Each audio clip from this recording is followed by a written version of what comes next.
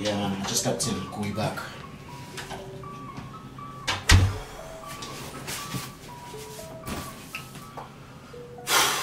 Damn, stressful couple of weeks, man. Hey, squad, what's going on? Wait, why are you here? What's the day today? Oh snap, it's Wednesday. Chapter review. Oh, my days, I totally forgot. Alright, stay tuned. We're going to get into chapter review right after that intro.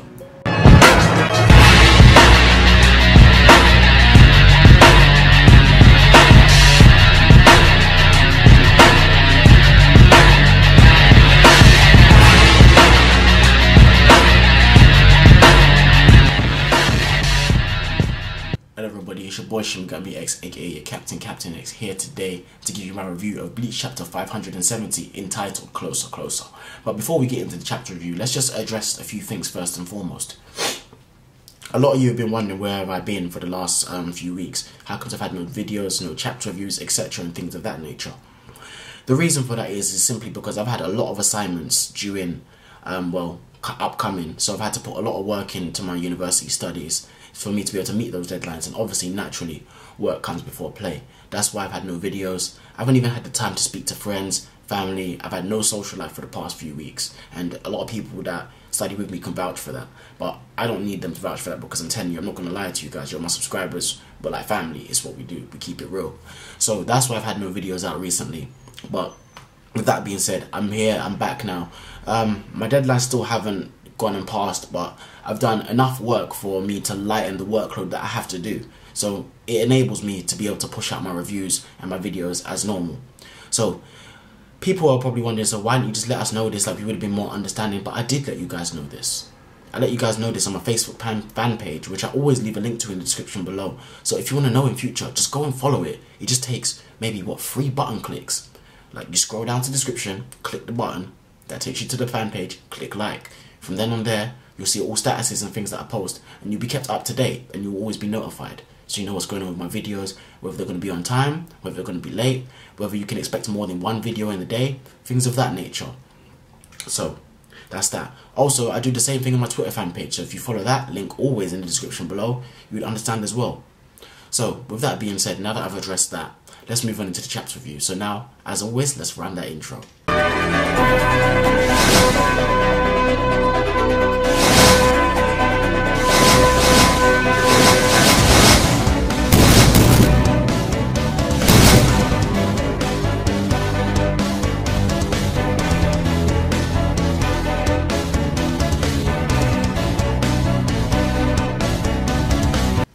Alright guys, for those of you who don't know me, my name is Shimagami X, aka Captain X, here today to review Bleach chapter 570 entitled Closer Closer. Alright, I would like to say that from the get-go that this chapter felt very short, but normally when a chapter's short, that in turn should mean that my chapter review should be short, keyword there being should. But let's get into this.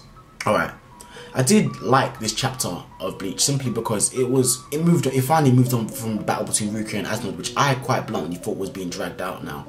Because yes, it's about time that Rukia had some character development, and I'm glad that she had some character development, but that character development was somewhat taken away from her by the way that she interacted with Byakuya.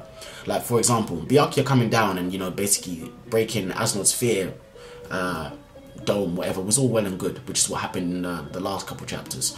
It's all well and good, that's whatever, that didn't really have an impact on the battle. It's just the fact that Rukia needed confirmation about her own strength after training with the elite of the Soul Society, the Royal Guard, to know that she's actually strong. And that seems to me like a backward step, like you don't have confidence in your own abilities after training so hard with the Royal Guard. You should be at the stage now where you have the confidence in your own abilities to be able to not need confirmation from your big brother that you are strong and that I've acknowledged you. And that to me was a backward step and something that I don't think should have been included.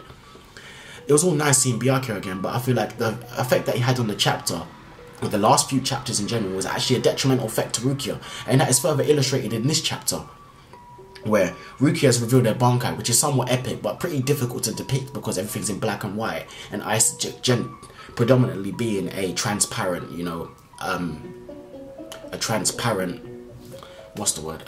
object.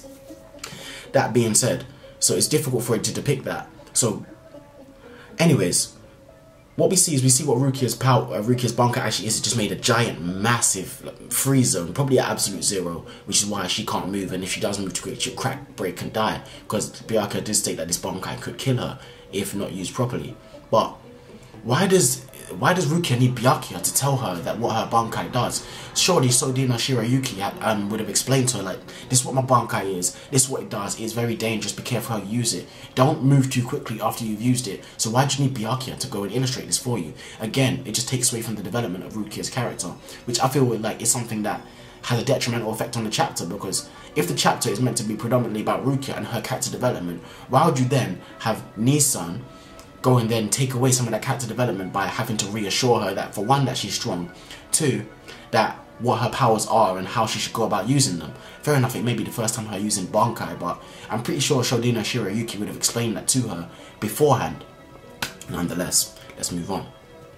Okay, moving on to the chapter now, we finally move away from the battle between Rukia and Aslan, which I thought was somewhat dragged out for the last several chapters. You guys can feel free to disagree with me, but I think I'm completely justified in saying that the last few chapters have been dragged out because, for example, we've had loads of like pages where Kubo's just done, the pages have been predominantly white. And when I say that, you guys are probably thinking, what are you talking about, X? Of course it's white, it's black and white, it's manga. But if you look at that, like, there's not really much going on in the background, which is generally Kubo's art style. Not much going on in each individual panel. It seems like some panels are just being taken up by irrelevant drawings that just don't need to be there, which would be probably better explained with some bits of dialogue, like what you have in most exposition chapters. So therefore, we get some story progression, even though we kind of had a retraction of character development in terms of Rukia. That's what I thought would have been good for the chapter. But anyways, let's move on into the review. What we then get on to see, we get to see Yachiru and Isane. They're together and she's healing Rose and Kensei. And what we then see is that, you know, she's come back from getting medicine from like the Quincy's, wherever she got them from. And she said that she didn't encounter anybody, that, you know, she just snuck around and got them and got back. And she was just wondering that, oh, did she do that to get the rest of the medicine, which clearly she did because she hasn't been noticed. Then we see a new Star Knight. This Star Knight, I believe his letter is V, and it stands for Vanishing Point, which I thought is a very dangerous power because what I also did like is that we also see Yachiru hit something for the first time in the hit an opponent for the first time in the series, and it was quite a good punch. Like, she got a good connection on Star Knight V, which is the name I can't remember. I don't think his name was revealed, but she got a good connection on him. But then all of a sudden, it's like he was never there and he never got hit. So he makes himself vanish from your consciousness, the physical plane. It's strange. So I don't know how somebody's going to be able to defeat that enemy, but that's something that we get to see. I can't make too much more speculations on that without sounding like a complete retard or an idiot, because we just don't know anything about his powers at this general moment. I can say this. I can see him being one of the more dangerous of the Quincy simply because of what his abilities are. But then that being said, we've seen this several times where Quincy has an incredible ability that could be somewhat hacked, but isn't utilised to its full potential just for the sake of, you know, keeping the war balanced. Which is okay, which is all well and dandy, but other than that, not really much more happened in this week's chapter review of Bleach. Week's chapter of Bleach, not chapter review, because that's what I'm doing. So not much happened this week's chapter of Bleach, which is somewhat disappointing. I felt like this week's could have contained a lot more. Maybe not so much as Rukia, but so much more as development or progression in terms of the storyline. A lot more could have happened in this week's chapter, rather than having the, you know, Byakuya basically explain that, oh yeah, your abilities need a cooldown period, which is something that we kind of gathered from her Shikai. And we all know that a Shikai and Bankai don't really change too differently, aren't that different from each other. So the abilities are generally the same. So if there's a cooldown period for her Shikai, there's most likely going to be a greater cooldown period, or if not, a smaller cooldown period for her Bankai. Just naturally, because the abilities doesn't change that drastically. Except for in the case of Ichigo, but that's just a rare example. Anyways guys, I think I've rambled enough. My general thoughts about this week's chapter is that it was good, but it seemed like a lot more could have gone into it. And my general thoughts about the chapters that have been going on for the last couple of weeks from Bleach chapter 567, which is the last chapter review that I missed, was that I feel like they've been dragged out somewhat. And I feel like we could have got a lot more story progression in these chapters than we did have. Yes, the battle between Rukia and Aslan was good and good to see. And it was good to get some character development for Rukia. But I do feel like it was dragged out, which I've said numerous times, and I feel like Kubo could have, like, you know, maybe done some other things to keep our attention, and he could have done different things with certain panels rather than wasting panels on, you know, pointless dialogue of, like, for example, Asnod talking about his fear.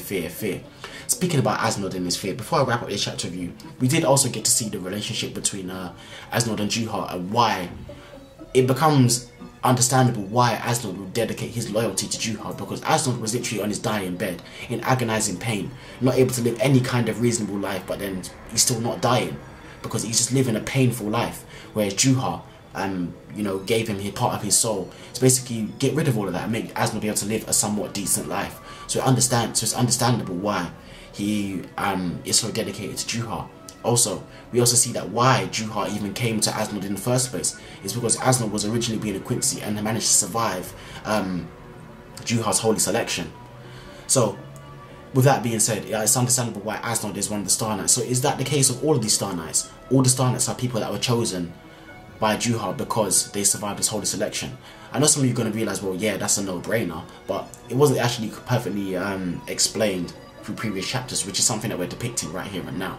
Anyways, guys, I've rambled on enough. You guys understand, you guys get my points. I hope you guys aren't too annoyed with me about my absence, but I've explained my absence, you know, why I haven't been around. So anyways, guys, this is my week's chapter review of Bleach. I'm not going to ramble on anymore because I've covered all my points, I've covered all my bases. But anyways, it's your boy Shimigami X, aka Captain X. I'm signing out. And as always, my people, take care and peace, man.